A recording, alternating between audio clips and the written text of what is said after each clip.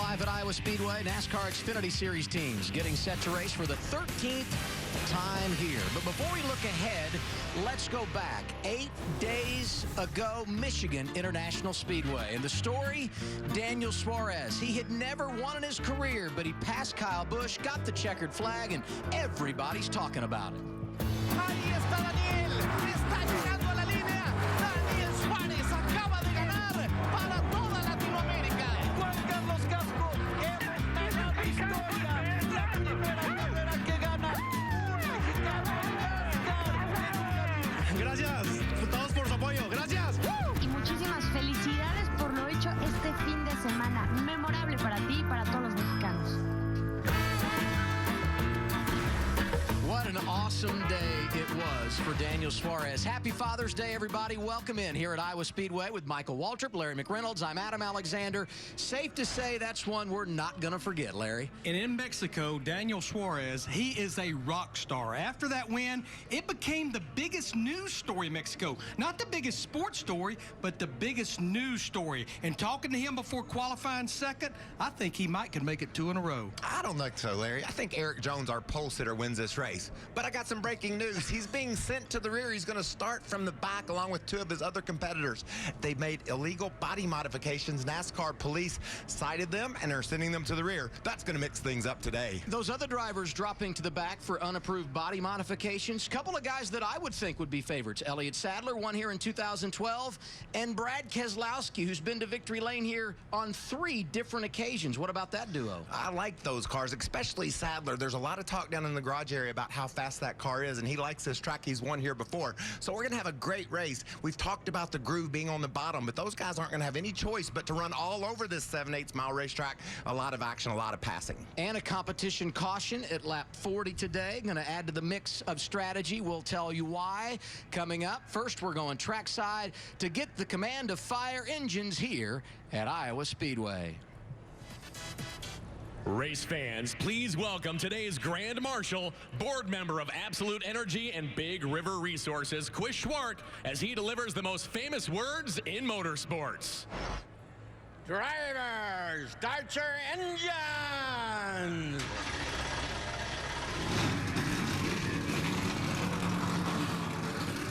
That'll fire you up in corn country. Green flag when we continue. We're going from the driver's seat live on FS1.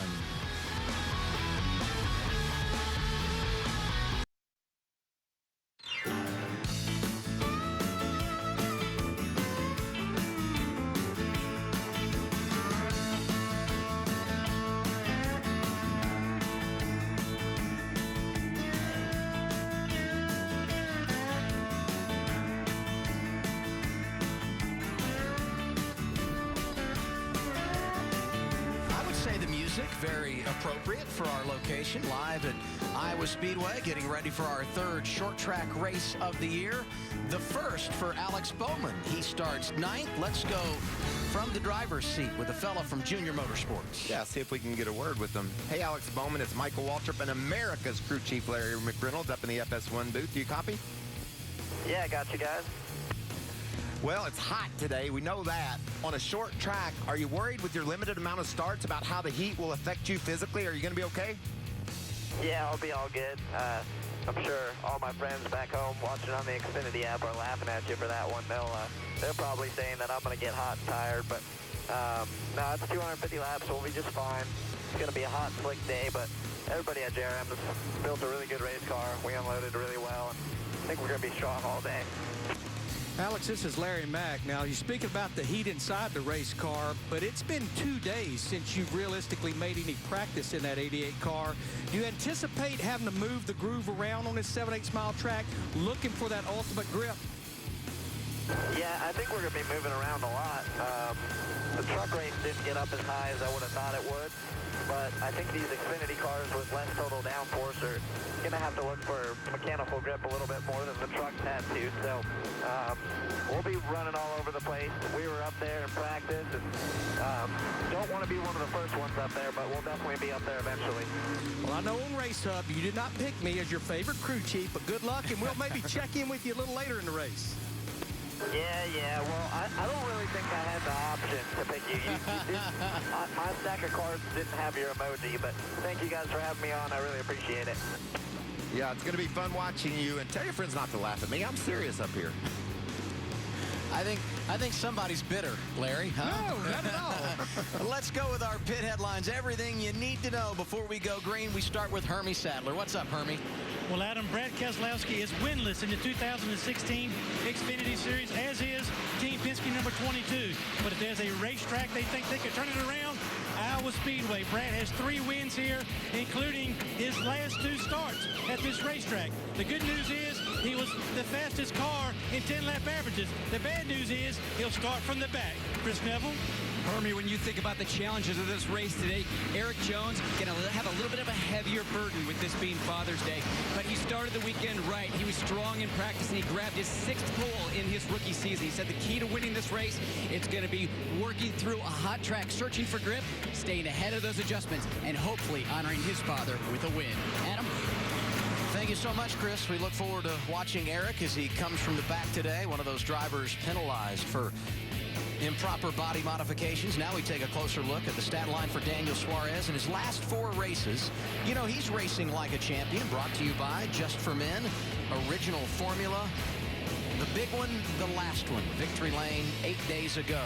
And we talked about it earlier. Competition caution at lap 40. Larry, tell us why. Yeah, last night after the NASCAR Camping World Truck Series, NASCAR, they do a track walk, and they found this patch you're looking at right there down in turn 3 and 4.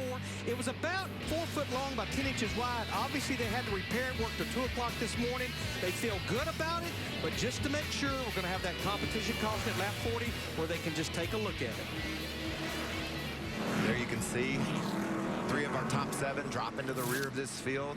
Elliott Sadler there, Brad Keselowski, along with pole sitter Eric Jones. Brendan Gaughan to the rear also. He had a brake issue yesterday during qualifying, and this is going to make it really interesting as they race toward this competition caution. How much ground can they make? What kind of grooves they have to use to get there? Eric Jones would have been the control car at the start because he won the pole. He drops to the rear. Daniel Suarez now becomes the control car. Everybody else on that inside lane moves forward, putting Sam Hornish Jr., the 3rd car from Joe Gibbs, on the front row with his teammate Suarez. This team has been incredible in qualifying this year, and it's going to be a 1-2 finish for the coach, even with the pole sitter dropping to the rear. 1-2 start up there for Joe Gibbs Racing. Because of the way this happened to the rear, Alex Bowman, we just spoke with him. He qualified 9th. He's going to start this race in 3rd on the inside of the 2nd row.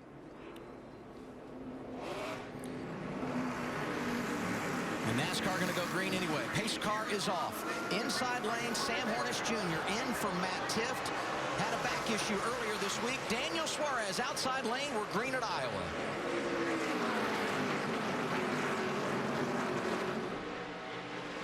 See Allgaier get up behind him, trying to give him a little push in that outside lane, that bright orange 7. Hornish in that 18 car hasn't raced in NASCAR since last November. Talking about getting right in the heat. Sideways off turn 4. He's going to need a push from Ben Kennedy in the 2 car. Ben qualified up front, fast in practice on Friday. Great debut in the Xfinity Series so far for Kennedy. Yeah, you think about Sam Hornish Jr., as you mentioned, he hadn't been in a race car this year, and Ben Kennedy making his first start in the series, and here they are up there battling at the front. And look at Kennedy, makes it work on the high side. He's able to clear Allgaier. That's a great move. Keep our eye on those cars that had to drop to the rear. 3 that qualified inside the top 7. Our pole sitter Eric Jones, Elliott Sadler, and Brad Keselowski. Ryan Segan, the 39, just clears Jeremy Clements. J.J. Zieli in the 44. That's some good racing back in the pack. But Justin Allgaier wants that 3rd spot away from Ben Kennedy. Allgaier hasn't been here in a while. Spent those years at the Sprint Cup level. Obviously, Cup cars don't race here at Iowa. And I'm guessing this track has changed quite a bit since his last visit. Yeah, it's funny you say that, Adam. I was talking to Justin, and he said the winters here must be harsh because this track doesn't have near the grip, and it's much more bumpy than I remember it. So it's been certainly a challenge to get adjusted to the surface. Hey, you're riding with Darrell Wallace Jr. in the 6 car. He was trying Brandon Jones in that yellow 33 on the inside. Brandon went to the bottom. Now Darrell Wallace is trying the outside. I like what I'm seeing, Larry. You can see Bubba's making some ground up there. Been a good track for Bubba Wallace. Made his career debut here driving for Joe Gibbs back in 2012. Can he get that position? Yes. The 6 up to 7. That's Brandon Jones behind him in the 33. Then it's the other car from the Roush Fenway organization, the 16 of Ryan Reed, looking for his first top 10 of the year. Alex Bowman trying to get to the inside of Ben Kennedy. I just think that this 88 car could have something to say about who wins this race today. His practice times were awesome. He debuted at Dover this year for junior, and he led that race and ran in the top 3, finished 3rd. So this kid's got a lot of talent, and he's got a great opportunity getting to drive for Dale Earnhardt Jr. I know some guys dropped to the back, but Bowman 9th to 5th here in the first 6 laps. And speaking of those guys that went to the rear, Eric Jones already up to 18th. If he could get up knocking on the door of the top 10 before this competition caution, I'd say you'd consider that a huge success, He'll right? be in the top 10 before we get to lap 20. Eric's used to starting in the back. Yeah, he's accustomed to it here, right? Every time he's come here, he's started from the rear and driven to the front. And that's what he's going to do today. Now, the last 2 times, because he was running a truck somewhere, unable to qualify the car, and each time he was able to drive his way inside the top 10. In fact, finished 3rd in this race 1 year ago when Drew Herring piloted the machine. Speaking of Herring, he's in the race today. Right now riding in the 10th position. On board as we look at the battle for 4th. Bowman inside of Ben Kennedy. It's so good to see. Coming back with a small run. Back at your door. That second groove working this early in the race. It looks like the bottom groove will eventually prevail, but Ben Kennedy's not going away up there in that second groove. Whoa. You're right there, man. Right on you. Ben Kennedy cut Bowman a break there. Alex needed that space, and I think Ben decided to roll off the gas instead of contact. And you know, Larry, early in the race, that's what you want to see. If a guy gets to crowd you a little bit, just give him a break, but remember it. And later in the race, return that favor. Eric Jones continues his climb. You said top 10 by lap 20. Well, he's up to 14th right now, and we're working lap 11. I'd say he's doing a nice job. I think the biggest thing his crew chief, Chris Gabehart, needs to tell him, just be patient. You got one of the fastest cars out there. His teammates up front. That's Daniel Suarez. Behind him, it's Hornish, Allgaier, Bowman, Kennedy, the top 5 at Iowa.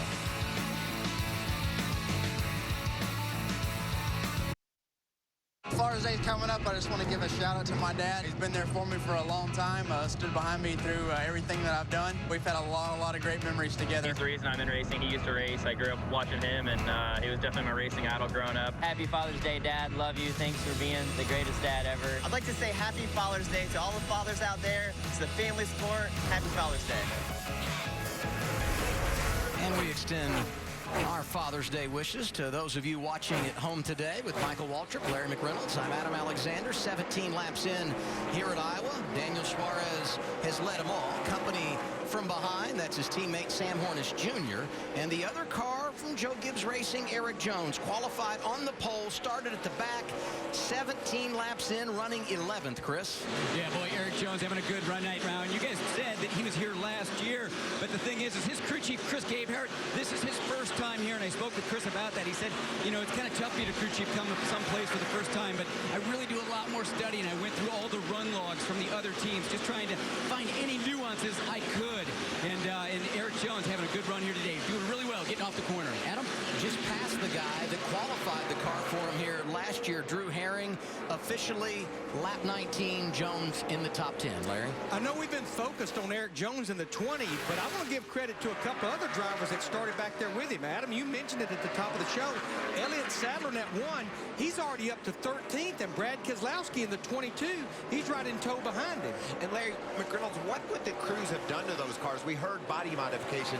They're just trying to gain aerodynamic downforce by pulling on fenders. Is that what you suspect? It's the same thing going in all the series right now. They pull out those quarter panels in front of those rear tires, creates a little front rear downforce, and I just think Wayne Auten and the group of NASCAR, they're trying to make a statement. We're not going to tolerate it. They did it yesterday with Drew Herring in that 24 car. Looking inside. How impressive is Sam Hornish Jr.? Hasn't been in a car this year, and he's trying to take the lead from last week's winner, Daniel Suarez, right down on the bottom of the track. But that traffic's going to play havoc with this move. Hornish won here in 2014, driving for Joe Gibbs. That's when he took the races that Kyle Busch wasn't driving in that 54 car. Opportunity came this weekend to come compete. He's answered the bell. Fast in practice, qualified in the top 5, and trying to get the lead away from Suarez. I definitely think lap traffic kept him from getting the lead right there. If they can clear this group right here, he may go up there and just take this lead away. And just think about the experience and the knowledge Sam Hornish has behind the wheel. He's not going to push this issue. He knows he is better than Daniel Suarez right now. He's going to try to make the pass. He wants to get that 18 car out front. But I think he'll give space to Suarez. Understands his teammates running for a championship. Very patient in trying to make the pass, but there he goes. Off of turn 2. Hornish up in front of Suarez, put the 18 P1. I love that. And, you know, when we've watched Daniel Suarez, he's a long-run guy. He seems to do better when the tires get wore out and the cars start slipping and sliding. That's how he was able to capitalize on winning Michigan last week, that long run to the checkered flag. So that makes that move by Hornish that much more impressive because of the history that Suarez has shown. We said Hornish was being patient. Eric Jones, maybe not so much. He wants to get by fellow rookie Brandon Jones here. He may get to the top 5 before the competition costs him, because right now that's a battle for 8th. Other cars in the top 5 behind Hornish and Suarez, Allgaier, Bowman, and Kennedy.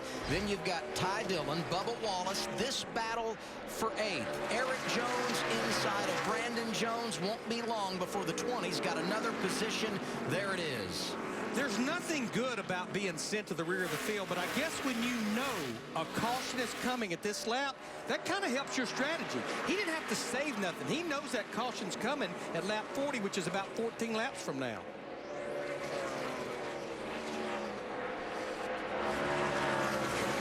There you mentioned it. The other guys that dropped to the rear, moving forward as well. The 1 of Elliott Sadler, the 22 of Brad Keselowski. They are 13th and 14th on track. And here's Elliott's teammate, Justin Allgaier. Tight quarters in lap traffic. That's when you hope the spotters are on their game doing the job, because he threaded the needle there. A couple of lap cars side by side. He said, I don't have time to wait around for this. Charges through the middle. You know, the short tracks, that's been his best runs this year. You know, a great run at Bristol. Was going for the win at Richmond when he got caught up in that late race accident. I like this. A couple of veterans that have won here. Brad Keselowski, 3 victories. Elliott won here in 2012. What's up, Hermie? Well, Adam, it's obvious the 22 and the 1 not quite as good as the 20 of Eric Jones, but an impressive run to the front nevertheless. Brad Keselowski just passing Elliott Sadler, but until that point, the 1 was making the holes, the 22 following through. Now, both of their cars are very similar. Free on entry, need more rear grip all through the center of the corner and on exit. These cars looking forward to getting to pit road and try to tie the back ends down on the racetrack. Also discussed Brendan Gaughan, who had to drop to the rear, up 20 positions early. Not a bad start for Ross Chastain either. He, too, started at the back. At the front, it's Sam Hornish Jr. 5 laps away from the competition caution. We will get at lap 40. There you see the top 5. Sam Hornish Jr., Daniel Suarez, Justin Allgaier, Alex Bowman, Ben Kennedy. The story we've been following, Eric Jones, our pole sitter, dropped to the back. Unapproved body modifications. Where are they at with a few laps to go before they come down pit road, Chris? Well, Adam, Eric Jones experienced some issues with his car right now. About 3 laps ago, he told his crew chief that I've got a fuel pressure issue coming off the corners. I'm losing a lot of the fuel pressure. The team trying to figure out what they can do, and Jones saying it's progressively getting worse, but the team also telling him your times still look good right now. We've got a caution, just a couple laps. We'll try and figure something out. And just to clear up, the Xfinity Series, they don't have electronic fuel injection. They don't have that ECU box. They still run the cable-driven fuel pump. Brad Keselowski, 13th right now. 14th, Drew Herring. And when they were racing for that real estate, things got a little tight here. Watch Elliott Sadler. He takes advantage of that, gets back around Keselowski, who had passed him, and then Herring slides up the racetrack, and Keselowski gives him a little shot. I don't know that they've had an agreement, and I know this place isn't like Daytona and Talladega, but the 22 and 1 have been hooked up coming from the rear today, haven't they? They have. It's been impressive to watch them drive to the front just like Eric Jones. And also, you got to tip your cap to Ross Chastain. His problem for going to the rear was a track car issue they had to fix. It wasn't a body modification for him and his team. He's driven up inside the top 25. He's running 23rd. Oh, issues. Yeah, this is Eric Jones. Competition caution, not yet out. This would be an unscheduled pit stop. So whatever those issues are, Chris, they must have gotten worse and felt like they couldn't wait any longer. That's right, Adam. He's saying he's got no power right now. So just he said no fuel pressure. The car is running, but it has no fuel pressure. So that car just stumbling right now. Bringing it to pit lane, see if they can try and do to fix it. Yeah, it's a shame it would not go for another half a lap, or he'd be able to at least be on pit road during this caution. So he's going to go at least one lap down, if not more now. Now he's already lost a lap, being shown outside the top 30 on our scoring monitor right now. First car one lap down, B.J. McLeod in the 78. He will get the free pass here on our competition caution. Top 5, Hornish, Suarez, Allgaier, Bowman, and Kennedy. And undoubtedly, everybody comes here, gets 4 tires, and fills it up, huh? Yeah, they have 4 sets of Goodyear tires laying in the pits, started to race on one, and I watched the scoring monitor. The pace had slowed down about a second and a half. Pit road is closed. We'll step aside, have pit stops when we return on FS1. How's it going? Hi. Today we're going to be comparing the roll-formed high-strength steel bed of the Chevy Silverado to the aluminum bed of this competitor's truck. Awesome. All right, let him drop.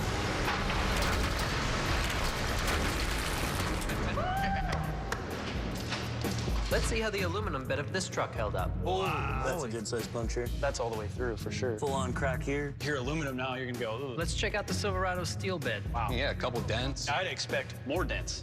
Chevy clearly held up better than the Ford.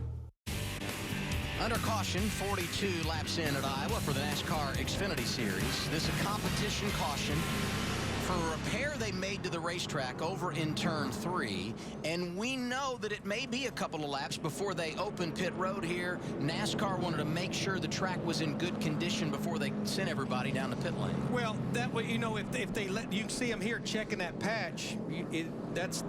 They finished this work about 2 o'clock this morning, but they felt like let's check it first before we open pit road, because if it's in trouble and we put brand new good sticky Goodyear tires on these cars, it's just going to make the process even worse. So let's check it first. The inspection didn't take long. I've got to believe that's a good thing, right? I think that's a great thing. And the track and NASCAR did a great job of recognizing the issue. That inspection took place after the truck race last night, so nice job. Safety truck pulls away, green light goes on, signifying that pit lane is open. And everybody's going to come down, get service here. Hermie Sadler, you're up first. Well, Adam, Darrell Wallace Jr. needs more overall grip. They're going to put 4 tires on the 6, lower the track bar on the right side, 4 tires and fuel. Now the 88 of Alex Bowman, he's hitting his pit stall. 4 tires, no changes. Sticker tires now instead of 3-lap scuffs. Chris Neville. And Justin Allgaier said they really worked on long runs in practice, paying off right now. He said the car a little bit too loose getting into turn 1 and can't really commit to the throttle getting off 4. Your leader, Sam Hornish Jr., happy with his race car, but as that run went along, he said, I just can't get into that throttle hard cutting off corner. Track bar adjustment on the 18. Good battle off pit road. They pit all the way through turn 1 here at Iowa. And they flip-flop at the front. Suarez wins the battle. Hornish is second. The others coming off the pit lane. Allgaier and Bowman right behind them.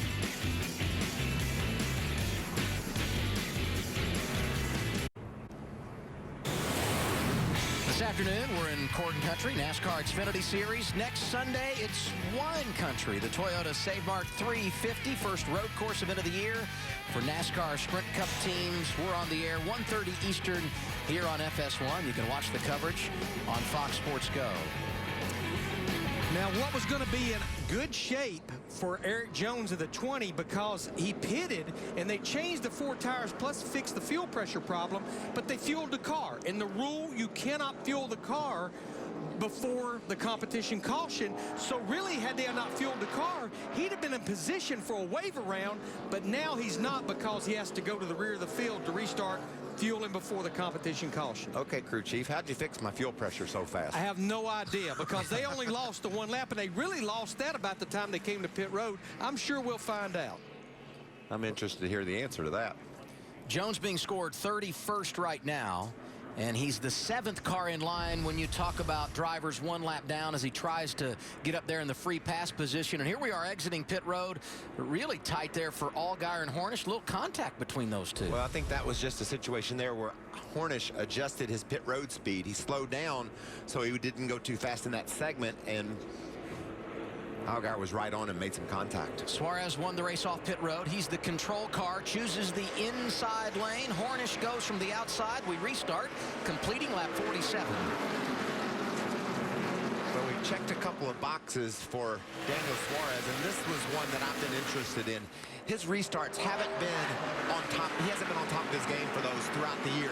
We talked about his ability to have a good car on the long run. He took advantage of that at Michigan and won the race. Now he's 2 for 2 starting up front, grabbing that lead. So you talk about confidence and how momentum is gained when you do good things. That's what's happening here. He led those first 28 laps. As you said, had a great start to the race. Good restart here. But it appeared maybe he started to fall off. Hornish started to gain. I'm sure they probably made an adjustment trying to help the handling of that 19 over the long haul. Yeah, and also, Adam, it's just going to continue to get hotter, and that track temperature is going to elevate as well, and that means these cars are going to slip and slide more. So while they have to make adjustments about addressing what the car was doing, they also have to predict what the track is going to do with those adjustments, because it's going to change. Battle here among teammates. Ty Dillon, Ben Kennedy, that's left of your screen. Over on the right, Brad Keselowski, the one of Elliott Sadler. Both drivers starting at the back have now worked their way inside the top 10. And both of their crews gave them a really nice, solid 4-tire pit stop under that caution. Keselowski looking inside of Brandon Jones. That would be for 8th. You get in the top 5 by lap 75 or 100, you're right back in the game and where you need to be to have a chance to win this thing. Look at Sadler. He's going to peek on the inside of Brad Keselowski. I love the one car. He's got really good traction up off the corner, and that's how you run well here at Iowa. It's really difficult to turn in the center right there and have acceleration up off where your tires don't spin, but it looks like that one car is being able to accomplish that. Updating Eric Jones, restarted 31st. He's now 24th, but more importantly at this stage, first car 1 lap down. He needs a caution, then he too would have a chance to make a rally. But it's going to be a long day for Eric Jones and his crew chief, Chris Gabehart. Our Chris Neville was sharing with me they don't have a fuel pressure problem till the fuel cell gets about 30% down. So what fixed it right there, it's the reason they had to fuel the car, is filling it back up, which tells me they have a pickup issue in the fuel cell. So they need a bunch of short runs, keeping the car fueled, right? I mean, that's the only way around that? Boy, that's going to be tough, because you think about it, you only have 3 more sets of tires laying in your pits, too. 23 cars on the lead lap right now. The advantage for Suarez out front, half a second in front of Hornish. And Alex Bowman, got to pay him off. Outstanding start to the day for the kid out of Arizona. Rolled off 9th, worked his way up to 3rd. Slowly making his presence known. He's a kid you're going to have to pay off for the rest of his career, because he can drive, and he's going to get a chance to show people how good he is behind the wheel of this car for Junior Motorsports, and you can't hide the talent that he has, and it's so fun to see kids get these opportunities and take advantage of them. Brad Keselowski working that outside lane around Brandon Jones. Going to bring Elliott Sadler with him. Elliott said, how about that line? Elliott sort of led Brad up through the traffic earlier, and now Brad's returning the favor. But you talking about young talent, I think we're going to be talking about Brandon Jones driving that 33 car for a long time to come. He's only 19 years old. Ran the truck race here last night, finished 17th, but that number deceiving when you consider that he was running up front late, had to make a pit stop. And now the battle for the race lead. Sam says, hello, Daniel, I'm back. This 18 car and the performance that Hornish is putting in here is just amazing to me. I mean, the last time he was in a car was last November. Said he got a call from Joe Gibbs Racing. He asked his wife, can we race on Father's Day? And She said that would be awesome, and this family's here, and they're enjoying a great weekend. 210 days since he last competed, but let's also give credit to his crew chief, Chris Gale. Already won with 2 different drivers this season, and there goes the 18, Sam Hornish Jr. back in the lead at Iowa. Yeah, this is a repeat of that first run. Suarez has the short run speed. Sam Hornish Jr. at 18, the long run speed. But that first run, Suarez was out there for 28 laps. This time, only 9 circuits out front before Hornish got him. Yeah, and think about the athlete that Hornish has to be. He hasn't been in a car in 210 days. Brake to it if you need to. We know outside, clear. If you need to, Daniel, turn the knob to put more front brake to it. All right, it sounds like Daniel Suarez in a 19 is fighting maybe a loose end. They're telling him to crank some front brake into it, help the entrance of the corner. 59 laps completed Iowa. Hornish, Suarez, Bowman, Allgaier, Darrell Wallace Jr., your top 5.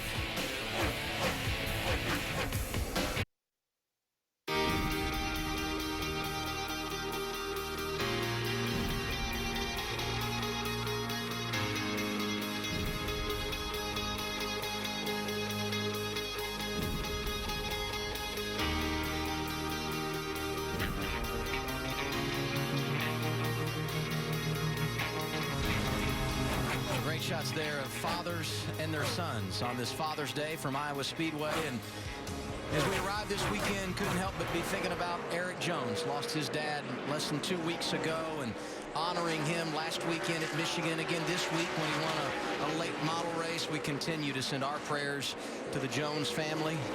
They passed away at age 53, and thinking about them.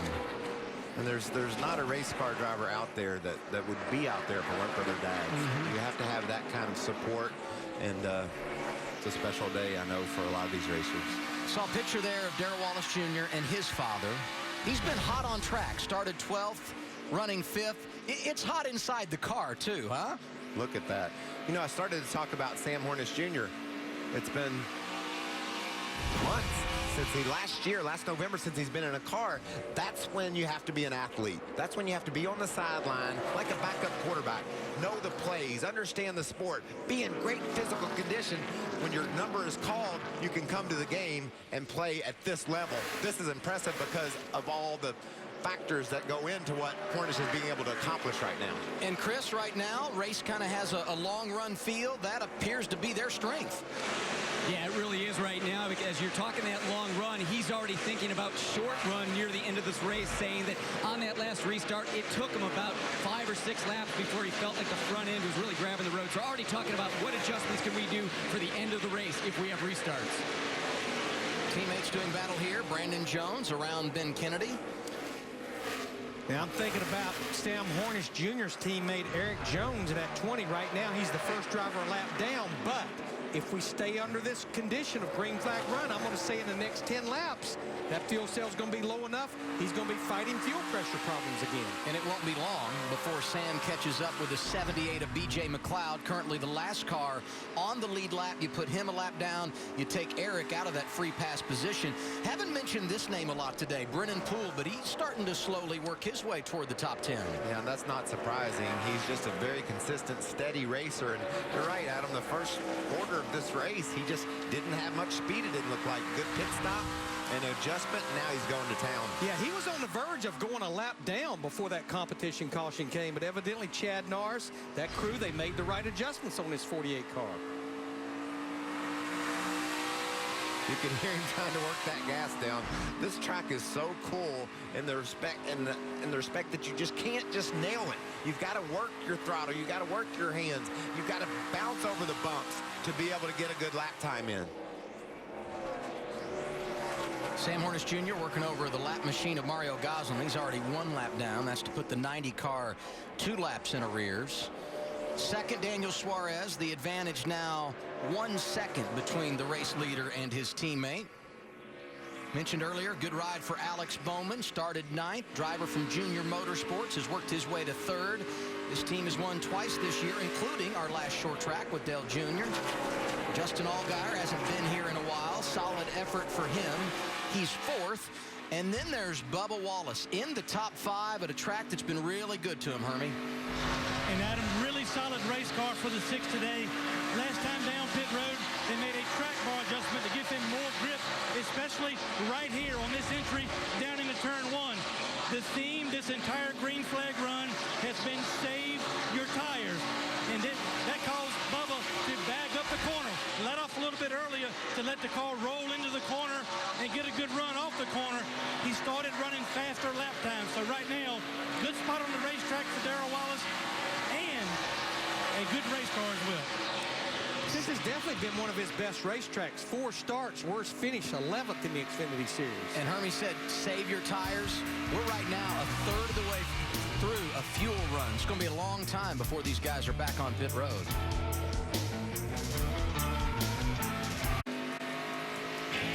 $18 laps shy of lap 100 here at Iowa Speedway. We take a look at our Ford Performance track facts. Ford's been great at Iowa, winning 8 of the 12 times we've been here. And they've swept 3 of the 5 seasons at Iowa. That's not bad. Ricky Stenhouse Jr. made a living here. Brad Keselowski's been good here. And Eric Jones back on pit road under green, Chris. And that was pretty much as scheduled. I think we were about 30 laps into that run. Eric Jones coming over the radio saying, guys, it's stumbling again. It's starving for fuel. So came down pit lane, filled it up. And if you notice, they couldn't put tires on. They only have 3 more sets. But if I do the math right, with 166 laps to go, he's going to have to make 3 more stops just to put fuel in that car. Again, cable-driven fuel pump.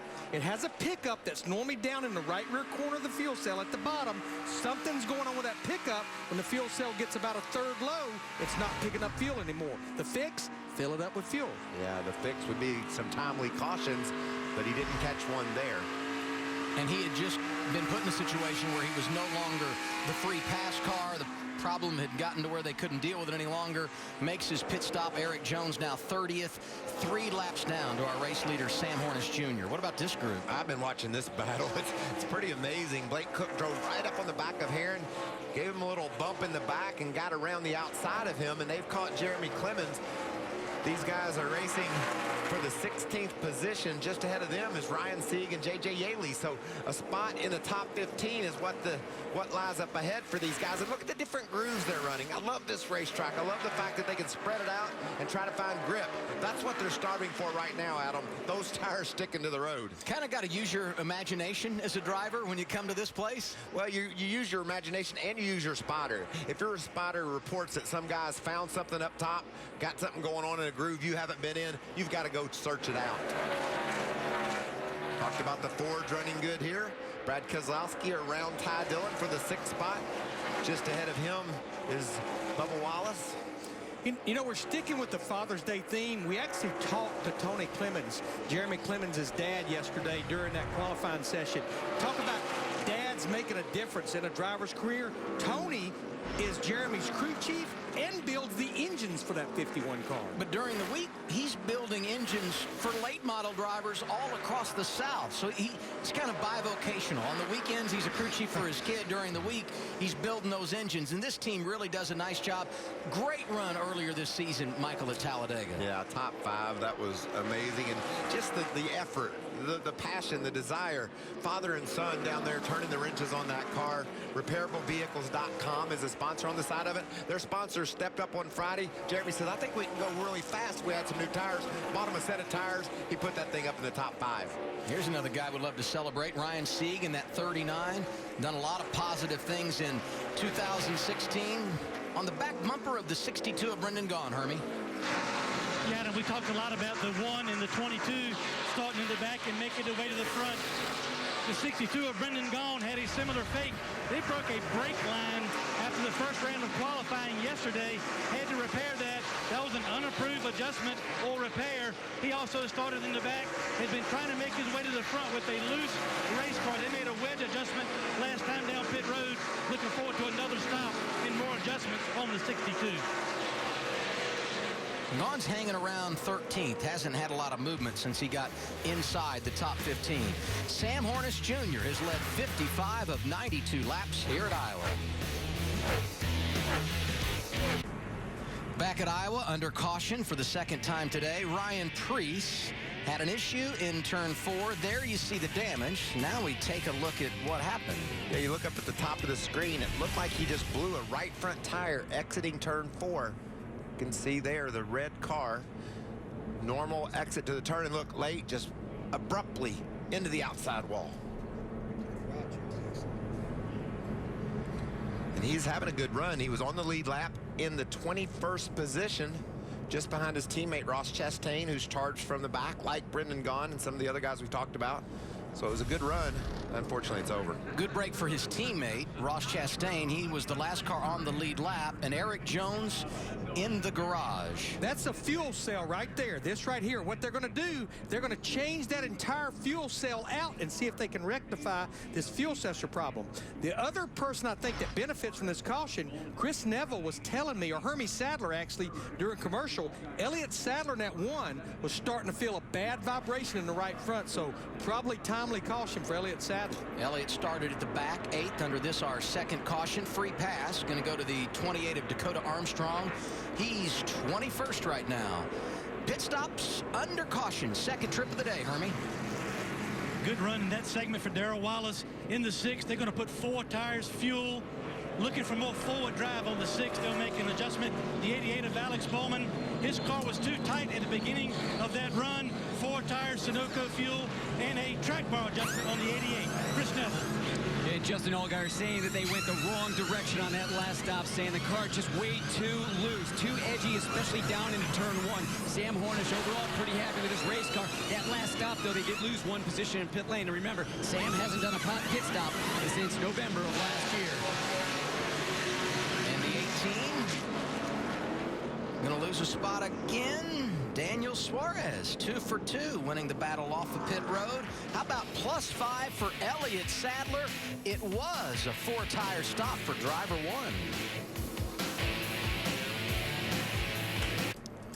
Sam Hornish Jr. has led the most laps today. He'll restart second. His crew chief, Chris Gale, doing an outstanding job. So who is this guy? Joe Gibbs Racing from Arkansas, loves the Razorbacks, enjoys his animals. He's a family guy, got a youngster at home, and oh yeah, he's pretty good on the pit box. 13 victories with 4 different drivers and looking to make it 14-5 today, Chris. Boy, definitely good on the pit box, strong again today, but Chris, just listening to Sam after that last pit stop, lost another position in pit lane, and he was apologizing to you guys. What's he doing wrong in pit lane? It's not really that he's doing anything wrong. He's just kind of a little rusty, so he's a little slow getting into the box, a little slow down pit road, and then also we need to pick it up on pit road. Our stop was a little slow too, so we just need to do a little of both, and we'll be fine. Got a really good car here, and it'd be nice to, in his one event for us, take him to victory lane. Thanks, Chris. Here's what's really interesting about Hornish. When he comes back here later this year, he'll be driving the 2 car for Richard Childress Racing. That deal was already in place prior to the opportunity coming in the 18.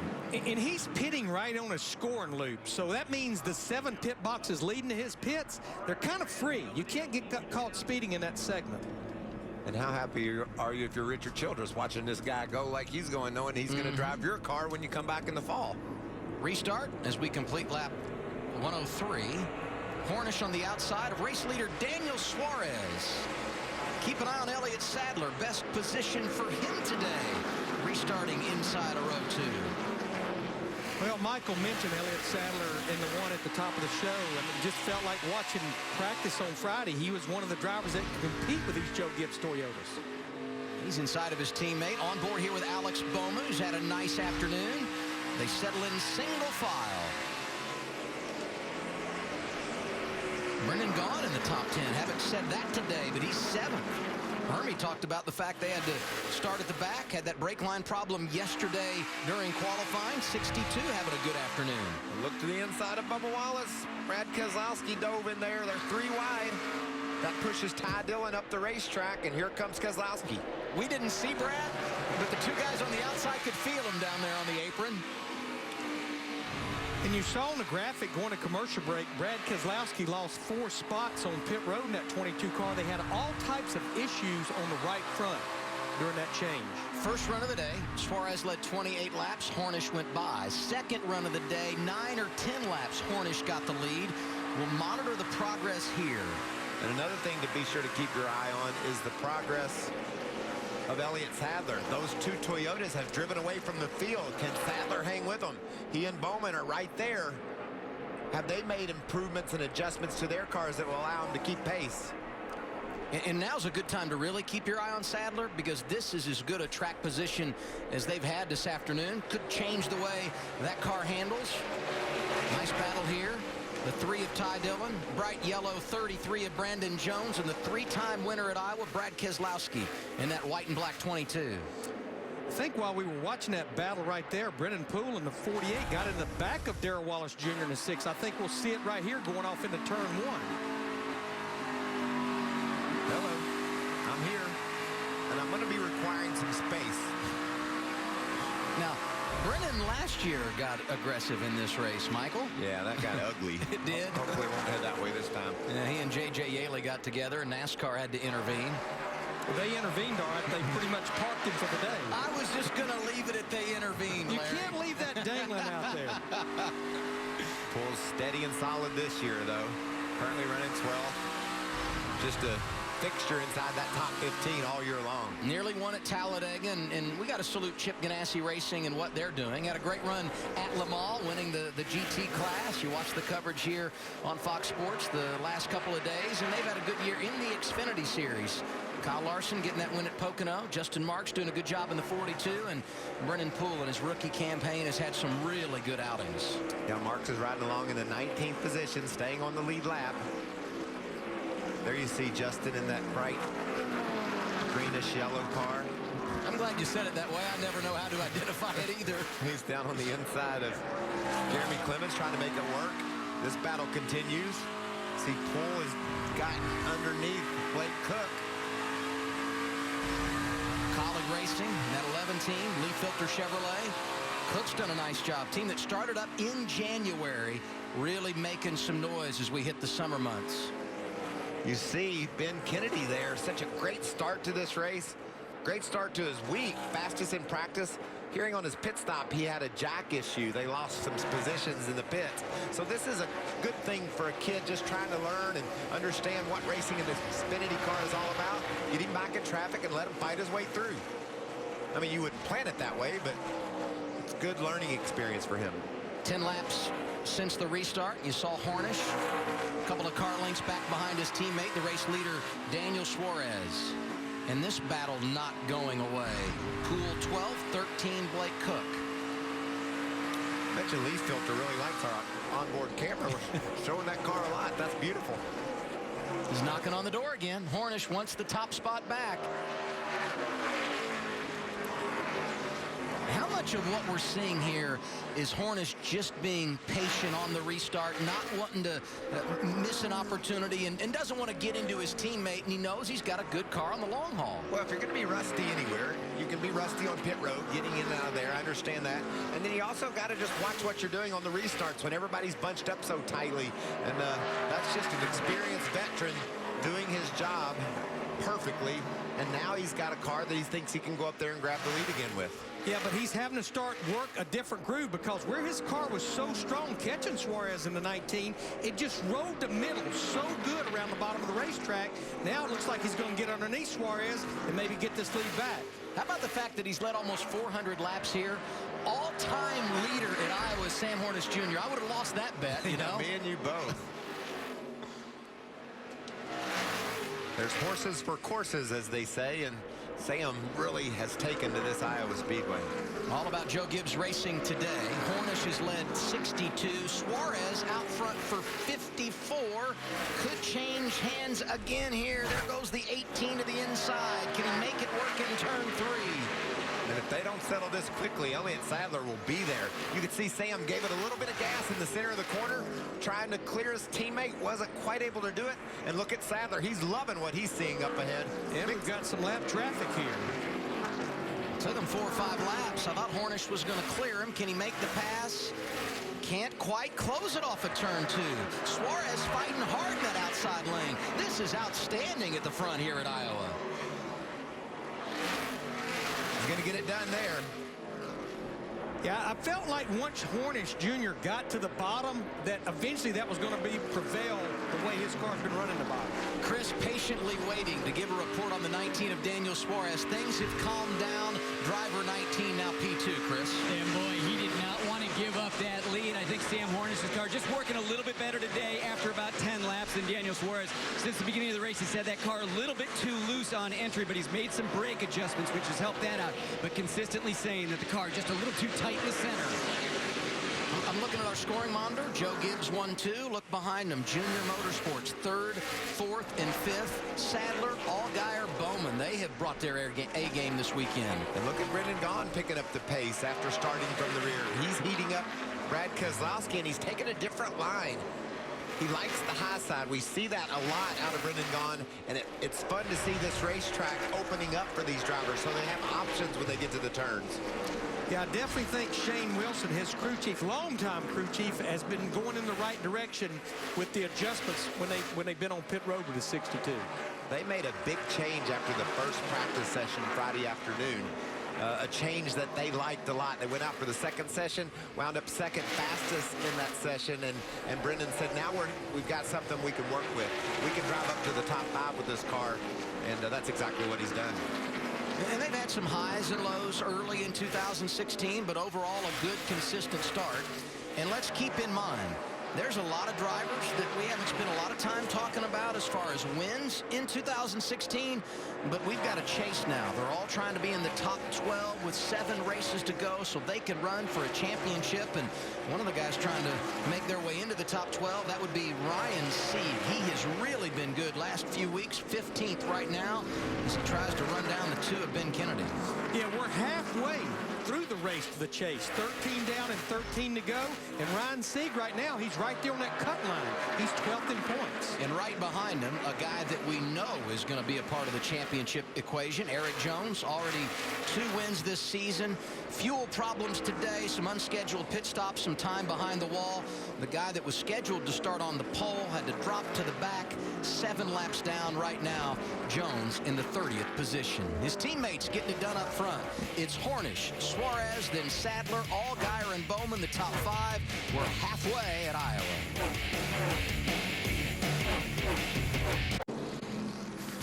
Under caution for the 3rd time today. Derek Cope had a problem. We'll show you that in a moment. Leaders did come down pit road. Some strategy being played out here. Some guys taking 2 tires. No tires at all for Brennan Poole. You'll see right here some of our guys, the leaders, different strategy, absolutely. And the reason why the Gibbs cars are dominant. We got to do something. We can't just do what they do and expect to win the race. And we're midway through this thing. It's time to mix it up. See what we can do if we stay out on older tires, which Bubba Wallace has done. 2 tires. Brennan Poole just got a little gas. Well, one reason I was surprised that many came to pit road and I saw Brennan Poole do fuel only is we have 120-something laps to go. A lot of them just used their next to the last set of tires. There's only 1 last set of tires left in a lot of those pits, where Darrell Wallace Jr. in his 6 right here, he has 2 sets left. Look at that. That's up by his head too, Adam. Just think down there where he's setting and his legs are, I bet you it's upwards of 150 degrees inside that race car. You know who won the battle off pit road? Justin Allgaier. And it wasn't just because he changed 2 tires. Too fast entering. So we got to go to the rear, right? Yeah. So I would come get my 2 lefts now. Maybe he really wanted left side tires. What a busy time for everybody at Fox Sports. NHRA coming up next on FS1. U.S. Open over on Fox. More Copa America coming your way Tuesday. The Americans back on the pitch. Semifinals against Argentina. Coverage begins 7 Eastern time. It's here on FS1. You're going to watch it at Fox Sports Go. Now that's I love this. Me too. Big pool table. Playing pool with soccer balls. What about Darrell Wallace Jr. staying out there, Hermie? Yeah, Adam, a couple things in play here for the 6 of Bubba Wallace. Track position number 1, they want to get out front. Not quite in a fuel window yet, and wanted to manage their tires, obviously. So they're playing a different strategy than some of the other leaders on this end of pit road, staying on the racetrack, but 2 sets of sticker tires left in the 6 pit. Well, he's going to be in the same boat as Brendan Poole in that 48. Brendan just has a full tank of fuel now, but they did not change tires. So I do not disagree with that strategy. I know it's going to be tough, but they only had run 21 laps. So I think saving that additional set of tires was smart. And like we said, you've got two cars that are obviously dominant. We've got to have a different strategy, a different plan than they do if we plan on beating them. Sam Hornish Jr. not had a real smooth day on pit road. What happened on this their third pit stop of the afternoon? Well, you heard Chris Gale say we need to smooth out our pit stops as well. So you can see a little bit of an issue with the tire carrier there. Being a little late, getting that left front. Didn't look a lot, but a little bit's a lot during these pit stops. And that's when the jack man has to be right on top of his game. He was looking at the left rear changer. He didn't know really 100% what was going on the left front, but he made sure he managed what happened by waiting and leaving that car in the air so he could get all those lug nuts on. Darrell Wallace Jr. stayed on track. Brennan Poole came down pit road fuel only. Ryan Reed pitted for 2 tires. Elliott Sadler going to restart 4th. He's the first driver in the restart line that got 4 tires, and behind him the guys that have dominated this race, Daniel Suarez, Sam Hornish Jr. They will be 5th and 6th on the restart. Elliott Sadler has a smile on his face right now. He's got those 2 fast Toyotas behind him, and he's got guys that have older tires in front of him. That's a good combination. It's not a Talladega, Alabama smile, but it is a nice smile for driver 1. Larry McReynolds' favorite memory of the year. Yes, sir. Auto Club Speedway. Yeah. I happen to like Bristol and Talladega. There's so many good things that happened this year. Big restart here. It comes as we finish up lap 130. No tires, no problem. The kids out front trying to deliver, and look at Ryan Reed going down to the bottom. Wow, what a move by Brennan Poole. Bubba Wallace was all over him. Suarez on those fresh tires. Same for Elliott Sadler. Sam Hornish Jr. in the middle of that bunch. I like 3 wide. You like 3 wide on a short track? That's a gaggle. This might not end well. Ty Dillon running the yellow line. Elliott Sadler trapped in the middle. That's the 18 of Sam Hornish Jr. trying to make up some ground. Look at Hornish crossover move on Reed. And by the way, Elliott Sadler isn't smiling anymore. He finds himself in the middle of a mess. Yeah, Sam Hornish Jr. says, you know what, my teammate Daniel Suarez in that 19, he's getting out there to a big lead. I need to get back up there in second and run him back down. Okay, so Wallace led 4 laps. Poole got 1, and now it's JGR 1-2 again. All right, but we did switch it up. We got out ahead of them. It didn't work yet, but we got to keep trying. We got to use every playbook, every play in the book that we can to try to get those guys behind us. 3 wide once again. Those were teammates side by side. You had Sadler there and Bowman. Darrell Wallace Jr. in the outside lane. Yeah, the perfect world for Brendan Poole and Darrell Wallace Jr. See Brendan Poole here in the 48. Right now, he's running 4th. They still do not need a quick caution. They need this thing to run for a little while, and that way everybody's going to come to pit road. Everybody will get 4 tires. They'll still have a set left. And I know, crew chief, you're into the trends of the race. And the trends here in recent years, and now we got problems on the track. You just said we don't need a caution, and right on cue, there goes Blake Cook bringing out the yellow flag for the 4th time today. Now, if you're Bubba Wallace, he's fallen all the way back to the 11th spot outside the top 10. He's probably going to have to come in and get some gas and get some tires and regroup and try to figure out a new plan. Hate this for Cook. He was running 10th. See what happened. No damage, though, so that's good. Oh, he's going to try to cut low because Bubba Wallace was struggling up high, and Brennan Gaughan was right there. Turned the 11 car around. How lucky is he there was no damage? A lot of cars in and around Cook when he went sideways. And they cut the grass short, which means it didn't grab that splitter when he went sliding through the infield. Yeah, that's very fortunate. Yeah, I'm still not a big fan of grass, but if you have to have it, cut it short. Jimmy Small and the maintenance guys here at Iowa Speedway. But I do agree with Michael. I think Brendan Poole in the 48, I think they've maintained enough track position. They need to stay out. Well, I'll be anxious to see does Bubba Wallace in the 6th. Now that he's fallen back to 10th, does he hit pit road and get those 4 tires? 21 cars on the lead lap, just past halfway at Iowa. So far, it's been all about Joe Gibbs, and they're up front again. Under caution for the 4th time today, getting set for the restart. Top 5, Daniel Suarez, Sam Hornish Jr., Ty Dillon, Brennan Poole, Brad Keselowski.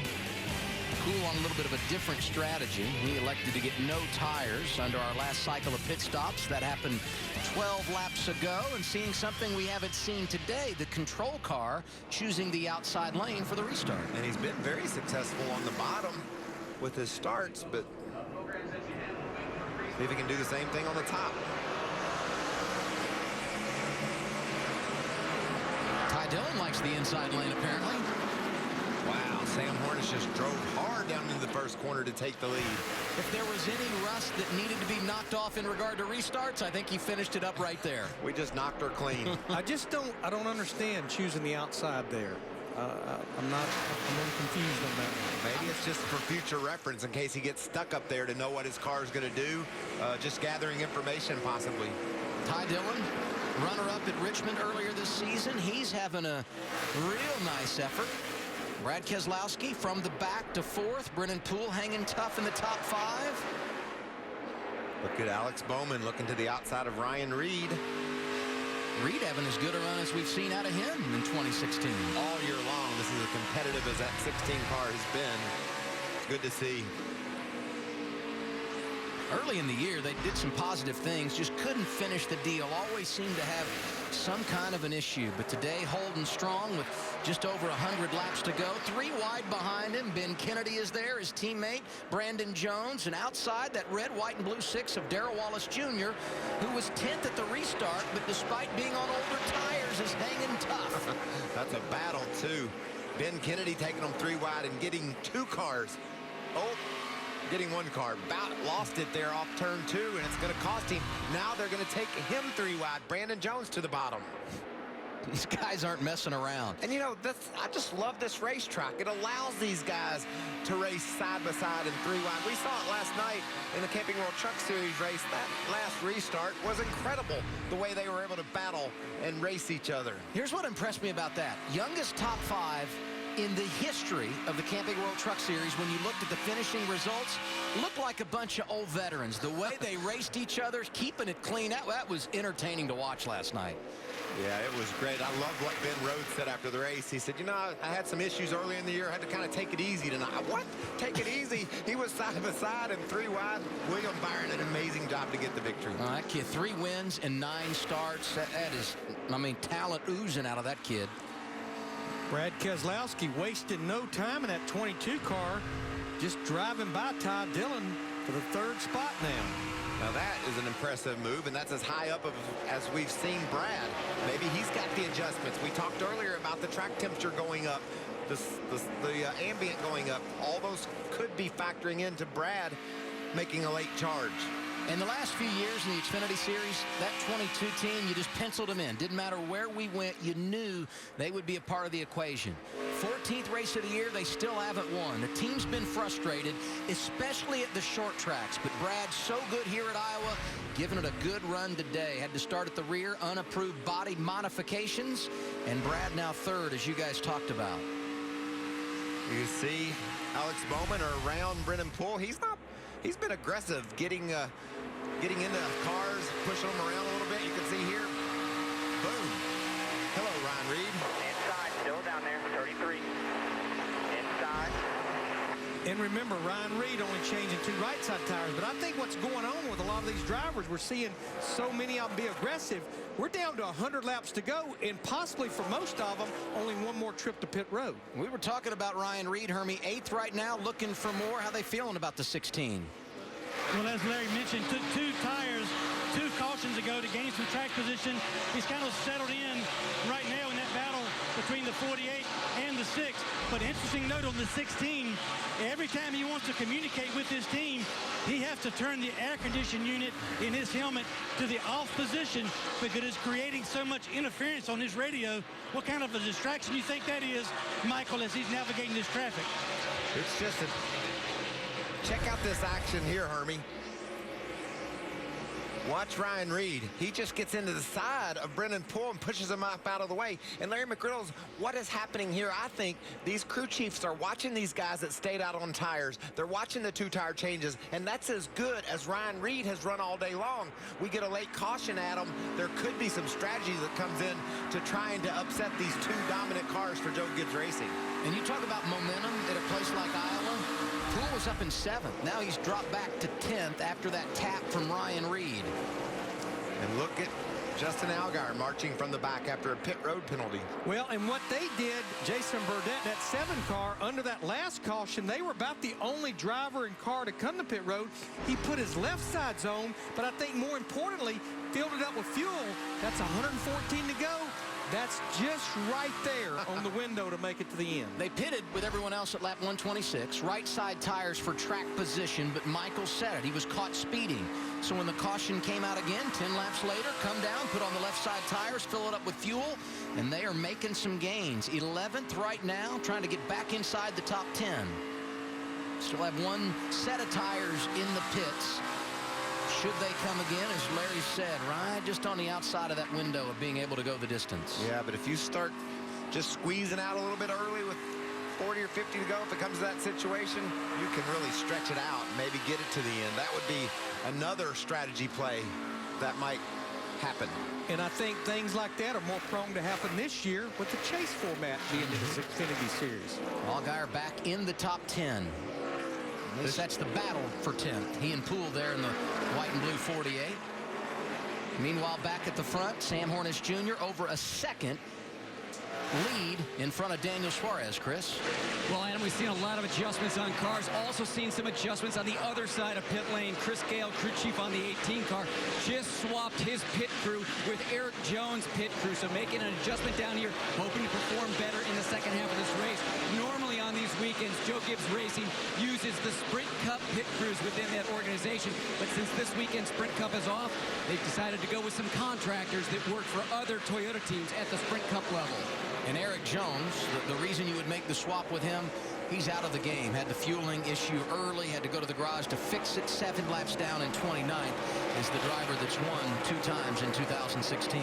Yeah, and you talked about the chase format. It's worked out perfectly for that young man. His season has been up and down, victory lane, issues with crashing, and then, of course, the problem here. So check it out.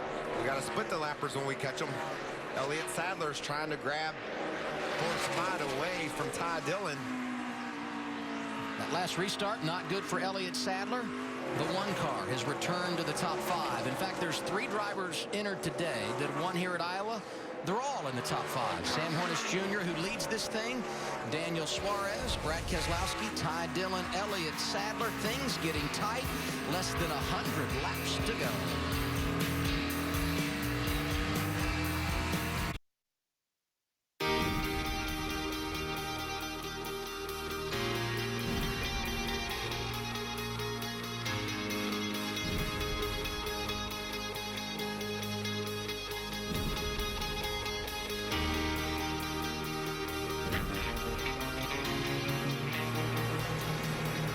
Father's Day.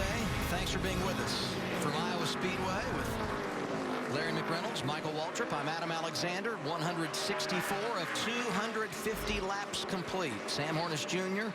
leading 97 of those. His teammate Daniel Suarez, who's second right now, out front for 62 circuits. You know, the last 6 Xfinity races won by 6 different drivers. Sam trying to make it 7 out of 7. In fact, our last 8 short track races won by 8 different drivers. So a couple of streaks we're trying to keep alive here today, and probably ought to keep an eye on that guy too.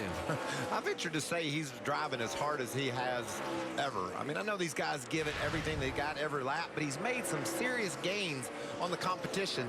Those 2 Joe Gibbs Racing cars out front, Brad's able to just sit there and run lap times that are comparable to them both, and you can just tell he's given it all he's got. Sideways off the corner, he just can't quite get to the back bumper of Daniel Suarez, but he's inching in.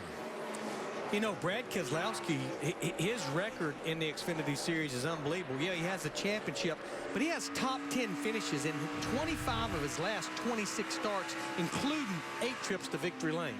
And he was the last driver to win in that 22 car last fall at Texas. When we came here last August, it was Ryan Blaney behind the wheel of that 22, led 152 of 160 laps. Not really a surprise that Brad's been good here today.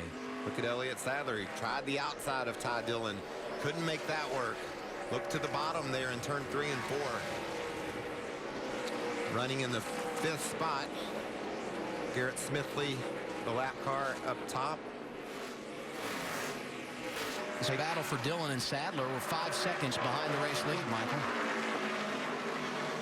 Yeah, and you can see just searching for grip, searching for a groove on this track that will complement the problems that they're having with their handling and pick up some time, but dealing with each other at the same time. A lot goes on in the driver's head out there. You want to get the position, you want to make the pass, but you also want to gather as much information as you possibly can so you can relate it to your crew chief. Tell your crew chief what you're feeling and how you need to be better. What about it, Chris? Well, just small adjustments with Sam Hornish Jr.'s car all day long. It's been running great, but in the last 10 laps, lots of chatter from the spotters about drivers moving up into that third groove, searching for more grip up there. And Chris Gale, crew chief on that 18 car, told Sam, I know you're like running low right now, but you might want to venture up there and just kind of feel it out. We might need to be up there later. I love that. That's just great information, you know. And like we said on the restart, maybe they were just trying to find out for later what groove they would want to take. That's just good thinking, good crew chiefing. Well, yeah, the last lap that Sam Hornish Jr. ran, that's about his fastest lap in the last 8 to 10 laps. So you can see he's definitely searching around with this 18 car. So these guys up front, for the most part, last pitted at lap 126, except for Darrell Wallace Jr. He stayed out there last time he was on pit road at lap 99. The benefit for him, he has 2 sets of tires remaining compared to everybody else having one. But what's the perfect scenario here, Larry? When do you want the caution to come so you can make what would be likely the final pit stop? Well, I think for everyone except Brennan Poole and especially Darrell Wallace Jr. in the 6, at any given time, you know, it's not going to make a difference. But Darrell Wallace Jr. in that 6, he's going to have to be coming to pit road in about the next 25 to 30 laps, so he needs a caution here pretty soon. Elliott Sadler got it done. Ty Dillon up to 4th now. Ty Dillon said not so fast. Might not last long. Elliott dives deeper into the corner on that high, bigger radius turn that he's taken, and it's going to pay off, I think, with momentum off turn 4. You know, he won from the pole here in 2012. Sadler did. Never finished outside the top 10 here. But he said this place has really changed a lot since we first started coming here back in 2009.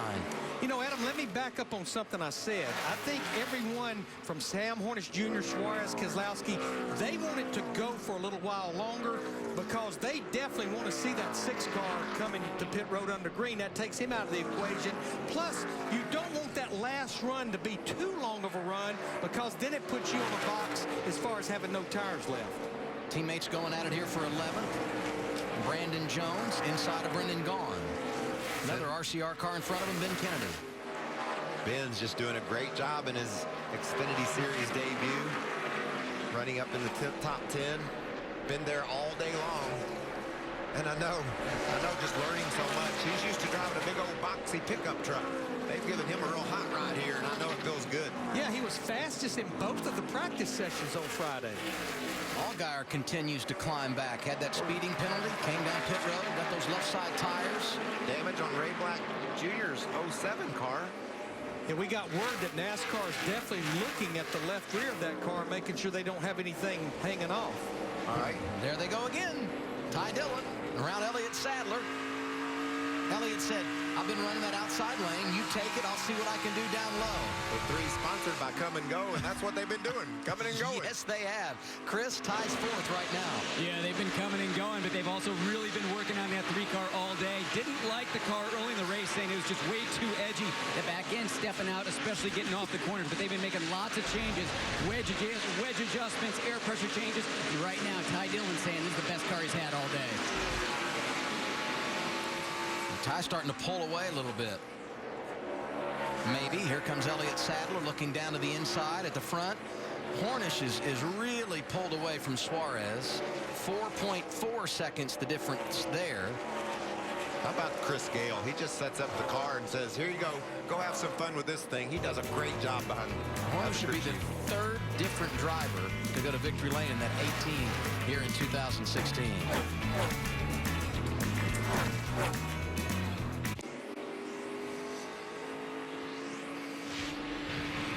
The fastest sport in the world returns to FS1 next with the NHRA Thunder Valley Nationals from Bristol, Tennessee. Coverage of the finals is next only on Fox Sports 1. Or, Adam, you can watch it on Fox Sports Go. Stream it live. I think I've had a little bit of work lifted off of my plate. Huh? Well, and to honor Daniel Suarez's win at Michigan, andale, andale. Gracias, gracias. Check out this, guys. Look at the damage on the right rear of the 18 car. This could be the perfect world. You see Brad Keselowski's climbed right back up on Daniel Suarez. Looks like he's going to make the move. Keselowski to second. But he definitely caught him by moving way up the racetrack, about as far as you can go up without getting into the gray. And look, there's some damage to the right front of that 22 car as well. Looks like maybe he and Ray Black Jr. got together. What happened to the 22, Hermie? Have you heard? You called it, Michael.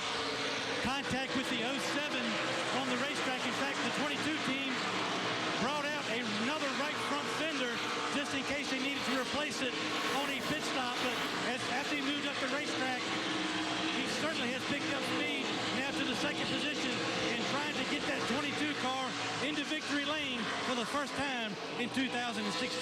Yeah, Hermie, this late in the game, put that right front fender back away. You're not going to take time to replace no right front fender or even try to repair it. And that's America's crew chief talk. We got a plan. We ain't messing with no fender. Those guys racing for second. Hornish now pulling away his lead 6 seconds. You know, sometimes it's your day. We saw a contact on pit road with Justin Allgaier when these two cars were leaving the pit. It bent out the right rear quarter panel of the 18 car for Sam Hornish Jr. We talk about illegal body modifications. It's to get more side force. You would want that right rear fender hanging out just like it is, but it isn't allowed by NASCAR. But that was a racing incident, and that is probably helping the 18 car with side force, helping it through the center of the corner. Do you agree with that, crew chief? No question. That's free rear downforce right there. Going to keep an eye on this 7 car of Justin Allgaier. 59 laps to go. Feel like he can make it to the end if they're just a little conservative. He's up to 8th. Caution. There it goes. J.J. Yaley. That was contact between the 24 of Drew Herring. Those two, we've been watching that pack. Adam, they have absolutely been 3-4 wide.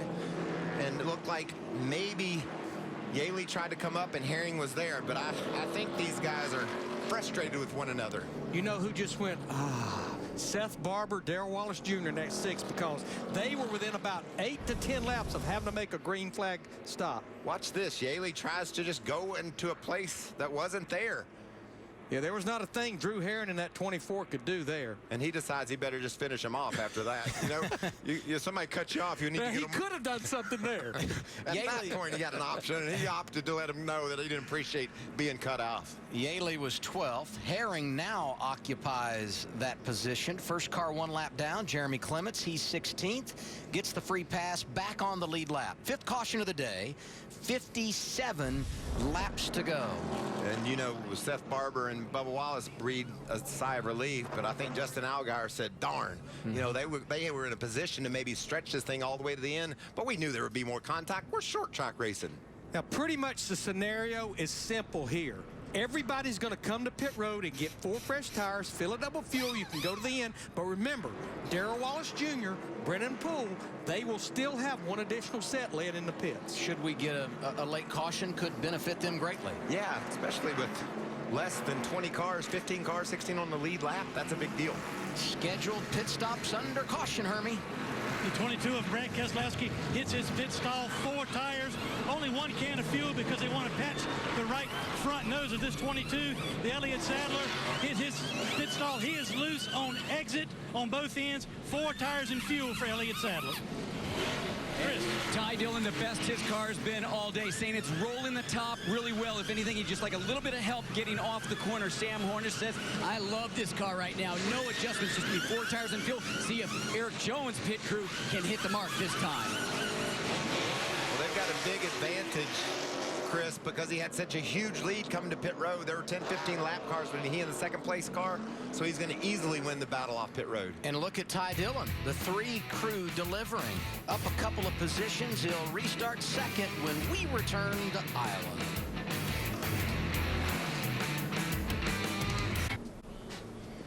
David Ortiz, Bryce Harper, Mike Trout, and all of baseball's superstars come together for the primetime event that will light up the summer. The MLB All-Star Game from San Diego, July 12th, only on Fox.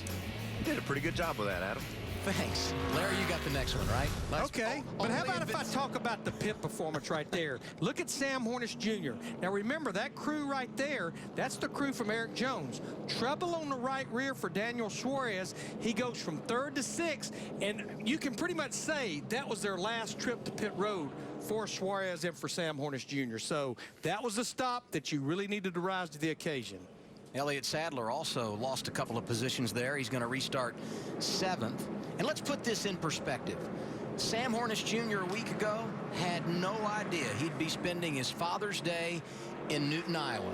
But got a call on Monday because Matt Tifft, who was scheduled to drive the car, had a disc problem in his back. Doctor said you probably shouldn't compete this weekend. Sam's been with Joe Gibbs before. They called him up, and he said, I'd love to drive that 18. Hadn't been in a race car in 210 days since Homestead in November. Shows up here, good in practice, qualifies 3rd, and has led 130 of 198 laps. Fox Sports Supports is proud to team up with NAMI, the National Alliance of Mental Illness, and their commitment to improving the lives of families and those affected by mental health conditions. Learn more about how to be stigma-free and visit foxsportssupports.com. Hey, before we go back green here, happy Father's Day to everyone at home. And happy Father's Day to the many men on our crew. Not a Sprint Cup weekend. Everybody comes out together to be a part of this. And all those behind the scenes sacrificing time with their family, many of them out on a camera stand somewhere in this 90-degree heat. We salute you. Thank you for being here and being so supportive in the first 15, 16 weeks of this NASCAR season. Yeah, we've talked about how hot it is in these race cars. How about up on those camera stands? That's exactly right. I don't think people really grasp how many people it takes to show you these race cars on the track, and I appreciate every one of them that are on the Fox team. Best crew in the business. Here we go. Restart. Closing on lap 200. Hornish, the race leader, chooses the inside lane. Wow, Brad Keselowski had a choice there. He had a big run on that start. He could have taken them 3 wide. Decided it was smarter for him to push Hornish to the front. That's interesting. Bowman tried the crossover. 3 wide. Reed, Poole, and Ben Kennedy. Look at Ty Dillon making noise. He looks for the crossover. Going for the race lead. Can't make it happen into 1. Well, you saw the graphic earlier. A big win for Ty Dillon, but it's been almost 2 years since that win at Indy back in 2014. Look to the left. Here comes Daniel Suarez. He's on the inside of Bubba Wallace, and Justin Allgaier trying to follow through as well. And then Keselowski for second. Drives down underneath the Ty Dillon. Waiting in the wings, Alex Bowman. And top 4 drivers. 4 different teams. Things have balanced out here. All the manufacturers represented. Getting good with 49 laps to go. It's go time. These guys know they can't let that 18 car drive away. And I think Alex Bowman in this 88. Look how tight they're racing down in 1 and 2. Could have been a little contact there. Yeah, Bowman got loose and slid up into Keselowski. Luckily, Brad saved it. And Alex is going to lose a spot. Yeah, the momentum went away. Teammate takes advantage. Elliott Sadler back up to 4th. Sadler on a good run off turn 4. Can he look to the inside of Keselowski?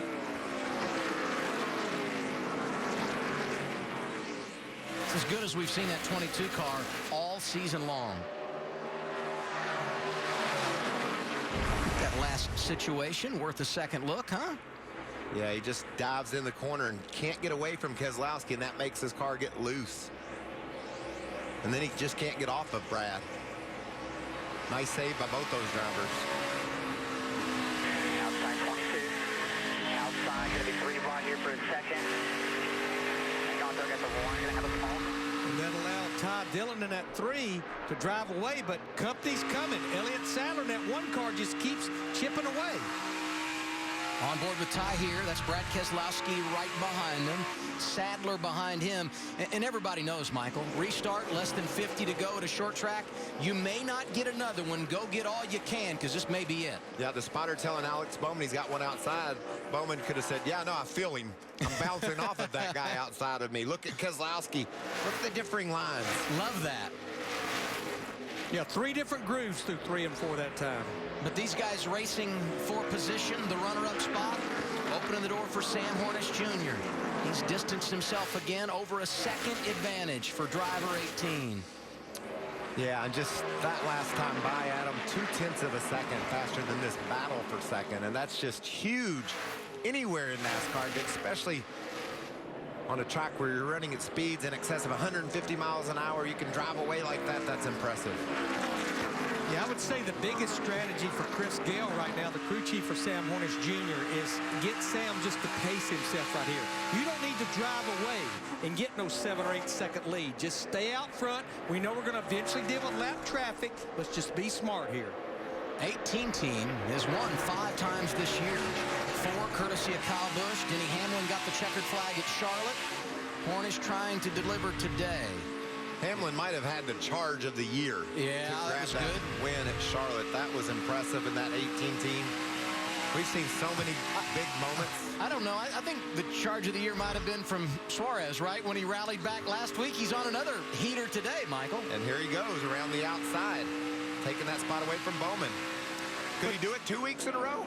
But the call Chris Gale made to put 4 tires on Denny Hamlin that late in the race, that played a big role in that win. Suarez back up to 5th, pulling away now from Bowman. Ryan Sieg to pit road, an issue for the 39 car. Was running in the top 15. Yeah, he's going to go a lap down here. Always do when you make a green flag pit stop at a short track. Tough break for Sieg in the 39. Brought the same car here this weekend that they ran last week at Michigan. A lot of challenges for them in that regard, but they've made it happen. And now they've got an uncontrolled tire. A tire got away from them on pit road as well, so bad to worse. But, you know, you talked about Michigan last week. I talked to Sam Hornish Jr. yesterday, and he said, I was sitting at home watching the Sprint Cup Series race on FS1, and then I get the call on Monday that they want me to come drive this 18 car because, to your point earlier, Matt Tiff scheduled to run this car with back issues. You know, Hornish said he was happy to drive that car.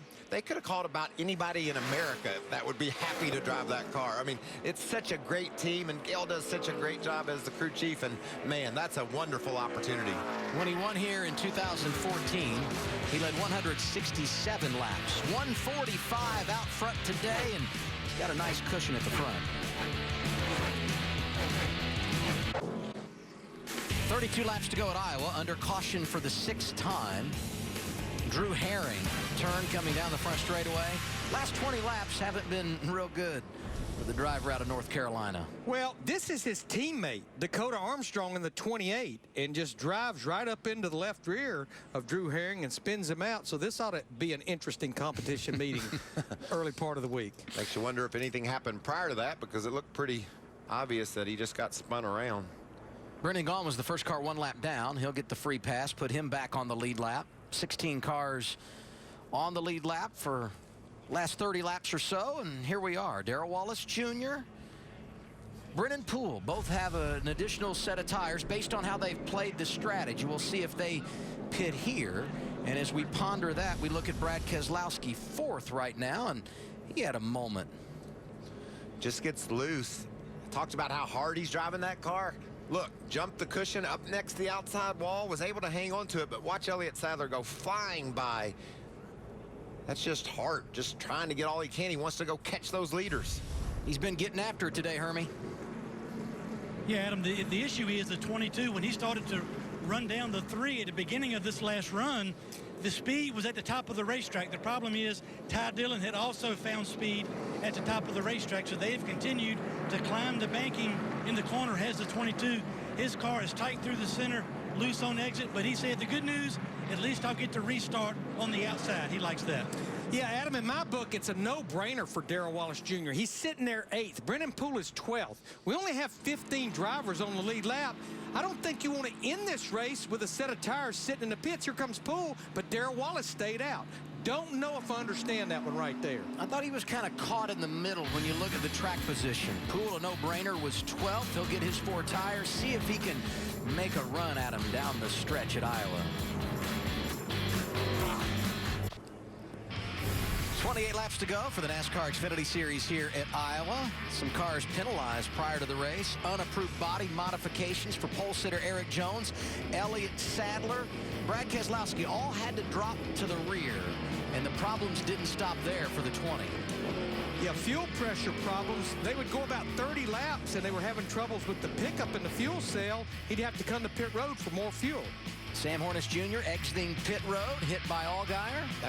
That could be the key to why that car's performing so well. A lot of extra downforce made accidentally from that contact, and you see the fuel cell on the right of the car, changing that out so that Jones could continue.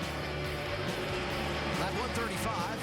About 100 laps ago, Blake Cook goes for a ride. He's come back, currently scored in the 14th position. Then we had a little crew swap on pit road. 18-team switching positions with the 20 group. And we're ready for the restart. It'll come with 27 laps remaining. Sam Hornish Jr. has led 156 laps today. Chooses that outside lane. Here we go. Suarez getting aggressive. Going underneath of Sadler, 3 wide into 1, off of 2. Well, I think everybody's going to be aggressive now because the lap count is going down. And look at that 3 wide.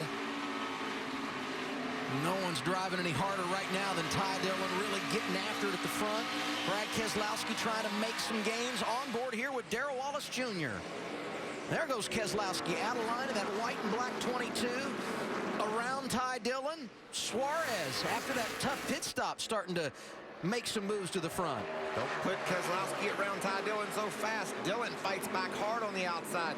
Look at Brad drive into the center of the turn, trying to clear Dillon. Can't do it. Ty's doing a great job up high. How about this 3 wide? Remember, Brennan Poole, about 18 lap fresher tires. He pitted that last time. He knows he has to take advantage of those fresh good years. Restarted 16th, already up to 12th for the 48. Rookie out of the Woodlands, Texas, Brennan Poole. Jeremy Clements behind him, inside of the 11 of Blake Cook. They're battling for 12th. And both have had some problems today. We showed you the spin for Cook. He was able to stay on the lead lap. Jeremy Clements at one point got the free pass, looking for another top 15 finish here today.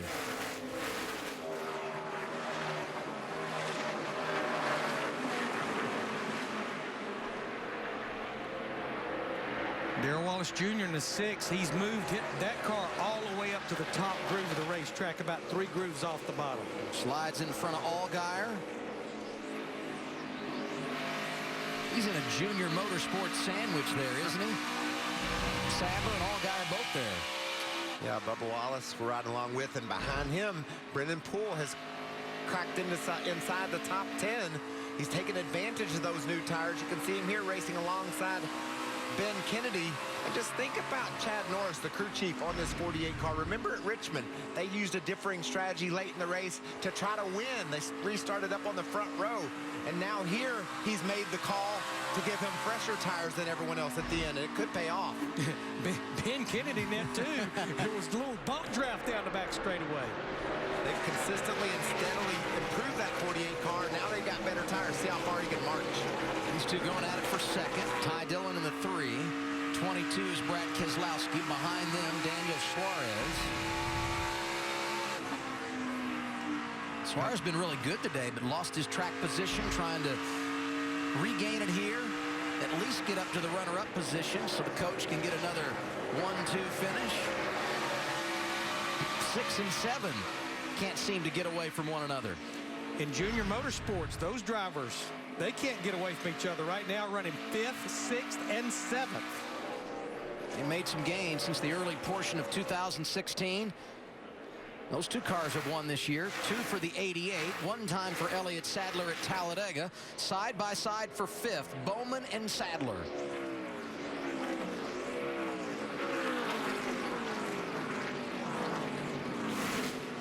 See teammate Justin Allgaier.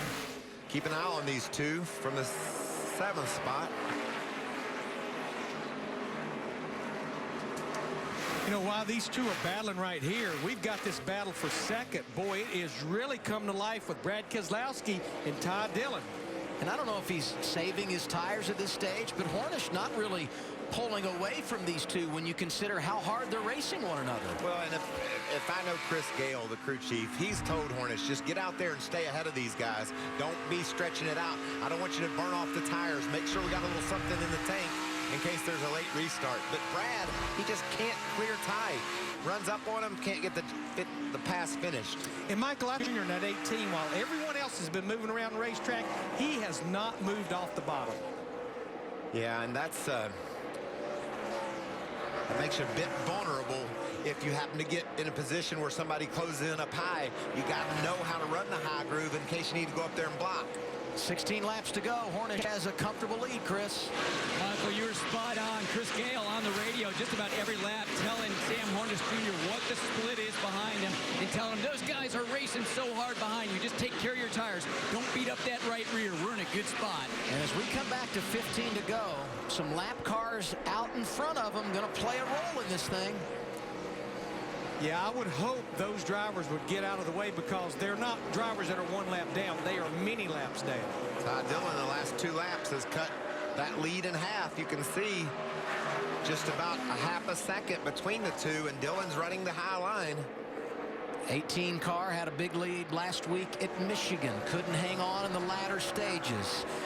In the Irish Hills, it was Daniel Suarez that ran down his teammate. Ty Dillon trying to do it today and get his second career victory. Larry said it earlier. Only time he's been to victory lane, Indianapolis, July 2014. And here they are in that lap traffic. Hornish outside of Mike Harmon. Clicked another 1/10 of a second off that lead last time by. Yeah, Sam Hornish Jr., he's going to have about 3 more lap cars to deal with. 13 laps to go. Hornish not driving full-time in 2016. In fact, hasn't been in a car since we ended 2015. Back in Ohio, teaching school, substitute teacher. Got the call on Monday to come drive for Joe Gibbs Racing. He said absolutely. Led 167 laps and won here in 2014. He's been dominant this afternoon. If you've seen the trophy here at the Iowa Speedway, that would be a perfect show and tell to take to school on Monday. Reminder coming up next. Our coverage of the NHRA Thunder Nationals live from Bristol, Tennessee. Wow, Ty Dillon really lost a lot on that lap. I don't know what happened to the 3 car, whether he got a little bit too high, but Well, we'll be coming to 10 to go, and right now Sam Hornish Jr. at 18 has a pretty clear racetrack in front of him. I think we sometimes forget, especially some of our newer fans, Sam Hornish Jr., 3-time IndyCar championship, and then 19 wins in IndyCar, including the 2006 Indy 500. I think Ty Dillon has gotten loose. He was sideways up in 3 and 4, and Brad Keselowski's trying to take advantage of it. He's moved to the inside. Really helping out Sam Hornish Jr. The advantage close to 2 seconds. It'll be 9 laps to go when he comes back to the start-finish line. You know, when you're rusty a little bit, like we've talked about Sam Hornish, one thing you don't want is overtime. Don't make me try to pass that test, too. I've done pretty good all day long dominating this race. Restarts have been solid. Please don't take me to overtime. In the last 2-hour races, there was overtime. Please don't take me there, says Sam Hornish. Overtime rules are different. Do you even think he knows the rule, Michael? I know who does, Chris Gale, and he will be reminding Sam Hornish of every move he needs to make. 8 laps to go. Dillon able to hang on to second. Keselowski's third. Suarez has joined that mix in the 4th spot. You know, that the news story that we had last week, the sports story with Daniel Suarez winning in Michigan, that was so incredible. But this is equally fascinating with Sam Hornish just being plugged in this week to this car and is going to have a shot to drive it to victory lane. A really good shot. Think about Joe Gibbs Racing this year. Mentioned the 4 wins for Kyle Busch. Denny Hamlin driving the 18 to victory lane at Charlotte. Eric Jones, pair of wins in the 20 car. Last week it was Daniel Suarez. 8 of 13 races this year have gone the way of the coach. And he's 6 laps away from getting it done again and putting a 5th different driver into the winner's circle. And just think about it. I think they came here, I think I'm right, the 8th time in 2016 and qualified 1, 2, 3. Yeah, in fact, they've done it 15 times as an organization. It's only happened 22 times when you look at the history of the Xfinity Series. The worst qualifier of the bunch, Sam Hornish Jr. But when the green flag went in the air, the 18 having no problems, 5 laps to go at Iowa. Stretched his lead out to a 1.5 seconds. I think if Chris Gale's on that radio again saying, okay, buddy, that's enough. Let's just hold that lead. Everybody else, they're all over the racetrack, and it's like he is tied to that yellow line. Yeah, the 2 cars that are chasing him down, trying to chase him down right there, Ty Dillon and Brad Keselowski, they've been sideways way more than they've been straight. 3.5 laps remaining. He just wants to get back, see that white flag. So as you said, Larry, we don't have overtime. Doesn't need to pass that test here today. And he has got a huge cushion. 3 laps remaining for Sam Hornish Jr. And a huge cushion in NASCAR is a 1.5 seconds. Yeah, Sam said he was almost embarrassed to tell his wife that he was going to go racing for the first time in a long time. And, oh, by the way, it's going to be on Father's Day weekend. I'd say they'll have a lot of fun celebrating in Victory Lane on Father's Day. This will be Sam's 4th win in the series with his 4th different crew chief. Twice he went to Victory Lane driving for Roger Penske. Also got the win here for Joe Gibbs Racing. One more lap to get back to that white flag. That's what Sam's going to be looking for. Pretty clear racetrack in front of him now. Yeah, shouldn't have to deal with any more lap traffic. Off of turn 4, sees the white flag. 1 lap to go. Sponsored by Credit One Bank. Well, that's a good feeling right there. Got a empty rear view mirror and just less than a half mile to go. Hadn't raced in 210 days.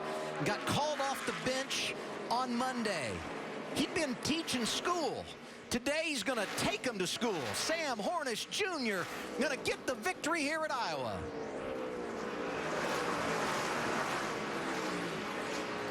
Ty Dillon comes home 2nd, Keselowski 3rd, Suarez 4th, and Alex Bowman, another top 5 for him in that 88 car. Great job by Ty Dillon, trying to do all he could to run down the faster car of Sam Hornish Jr. and at the same time holding off the Sprint Cup champion, Brad Keselowski. What a dominating performance for Hornish. Leads 183 laps today. He's now led 5:06 here at Iowa, the all-time laps leader at this 7/8 of a mile track.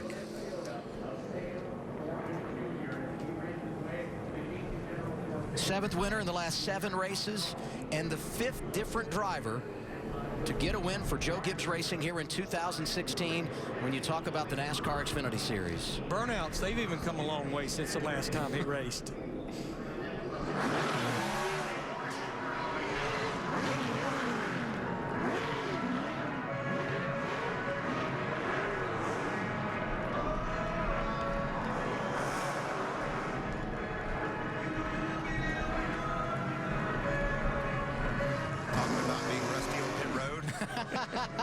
I wasn't going to say anything. A little bit rusty. That's all right. A little bit rusty on the donuts, and I love every bit of it. It just shows you the talent and the determination that man had today to step into some unfamiliar surroundings and drive straight to victory lane. Last time he won here at Iowa a couple of years ago.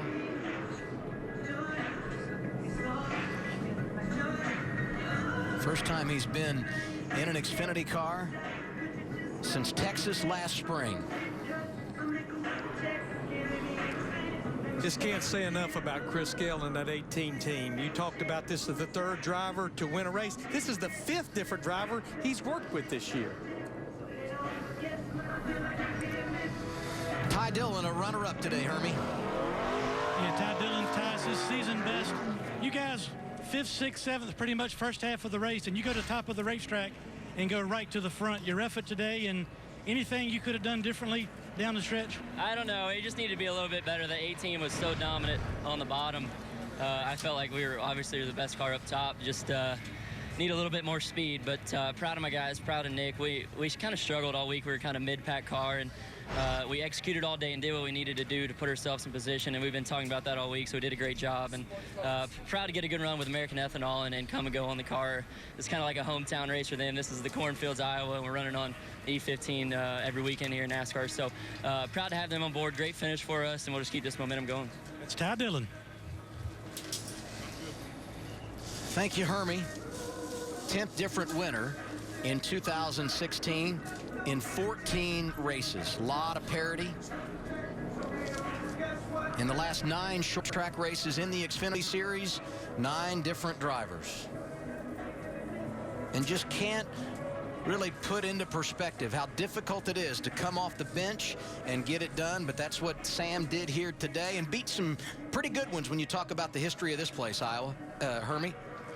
Yeah, Brad, first of all, happy Father's Day. It looked like it was a lot of fun out there, and you mentioned one time, I've got all 4 fenders beat in on this race car, but solid effort for your team. Yeah, I think all I was missing with the discount tire Ford was hitting the pace car, but left it all out there. Just, you know, I think the 18 and the 20 had a lot of speed. We're probably the 2 best cars and deserved one of them at least to win, and, you know, we ran 3rd there.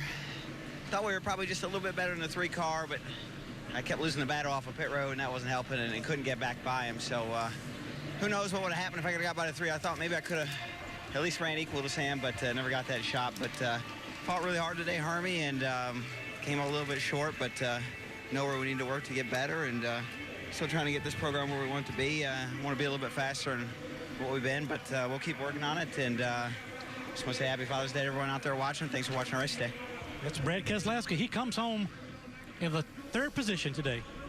22 car looked really good on track. Probably about as good as we've seen them look, and Brad did a nice job at Texas earlier this year. Been solid when you talked about the restrictor plate races. Short tracks, they've struggled. Brad, a top 5 run today, but this afternoon, all about Sam Hornish Jr. He's in victory lane, Chris. And Adam, this 18 car, so strong this year. Kyle Busch racking up 4 wins. Denny Hamlin getting the win in Charlotte. And Sam Hornish Jr. getting the win in Iowa. Sam, you got the call on Monday, and you delivered the win on Sunday. How does that feel? I don't know. It doesn't get much better than that. It's way too tight, but just got to thank Toyota, everybody from Joe Gibbs Racing for getting me out here and giving me this opportunity. Got my wife and kids here. This is the first time the kids got to be. I mean, I can't tell you what this means to me. Worked so hard to try to get a win when I had my kids here, and the fact of how all this went on, I just, you know, got to thank God. You know, he makes things happen, and I was so nervous on Friday, getting into the car thinking I'm going to make a mistake, and man, to go out there to win the way that we did, you know, just can't say anything more about it. But thank you to TRD. Hope Matt's doing well. And definitely want to thank the fans. And happy Father's Day to everybody. This is definitely one of the best ones I've ever had. I can guarantee you that. Super sub. Sam Hornish Jr. wins in Iowa. Joe Gibbs Racing getting their 9th win of 2016. We all would have lost the bet a week ago if we'd said it would be that guy that would deliver it, huh? We didn't even know he was going to be here, and to be able to stand there. We talk about family all the time in NASCAR, but to be able to stand there in victory lane with your kids and get the hug and all the love that he's feeling down there after a dominating performance. He just got consistently faster and faster all race long, pulled into victory lane. Yeah, I mean, I think we saw it in practice on Friday that the only team that could be the 18 team was maybe the 18 team. But there's a man that has an Indy 500 win, 3 Indy championships, 3 other wins in the Xfinity Series. What I picked up on in that interview, this one may go straight to the top of the charts when you involve all the circumstances plus having his family here on Father's Day. You got to love that emotion. Yeah. And there's nothing like celebrating a victory, huh, Michael? Yeah, it's a perfect day for Sam Hornish, and it makes me happy that we got to be a part of it. It's been a great year, Adam. I appreciate everybody that's a part of the Fox team, and had so much fun. Been fun with the 2 of you. Thank everybody in the truck, our producer, Pam Miller, Jeremy Green, our director, Rich Gross, RAD, thanks for all your hard work, all the men and women that helped put on NASCAR on Fox. It's been a fun year in the NASCAR Xfinity Series. Congratulations to Sam Hornish Jr. He wins it at Iowa. It's time to go to Thunder Valley. NHRA starts now on FS1.